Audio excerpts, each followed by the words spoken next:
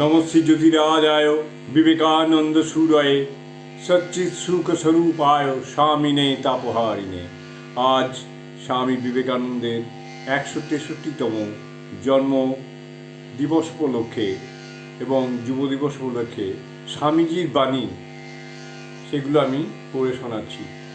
অপেক্ষা করো ধৈর্যের সাথে, আহার করো পরিমিত, কথা বলো সংক্ষেপে, কাজ করো নির্ভীকভাবে, চিন্তা করো গভীরভাবে, জীবন কাটাও সবাই মিলে, তর্ক করো যুক্তির সাথে, দান করো নির্লিপ্তভাবে, ধ্যান করো নিয়মিত, পরিকল্পনা করো দূরদৃষ্টির সাথে, প্রয়োজনকে করো পরিমিত, বই পড়ো মনোযোগ দিয়ে, বিশ্বাস করো দৃঢ়তার সাথে, ব্যয় করো বিবেচনার সাথে, ব্যায়াম করো নিয়মিতভাবে, ভালোবাসো হিসাব না করে, সেবা করো তৎপরতার সাথে, শান্ত করো নিজেকে জেনে, শুধু বড়লোক হয়েও না বড় মানুষ হও,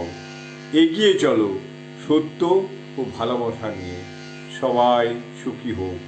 এই হলো আমাদের বিবেক বাণী, স্বামী বিবেকানন্দের বাণী। এগুলো আমরা আমাদের জীবনে যদি অনুধাবন করতে পারি তাহলে আমরা নিশ্চয়ই অনেকটা আমাদের চলার পথে এগিয়ে যাব। জয়তু স্বামীজি, জয়তু স্বামীজি, জয়তু স্বামীজি।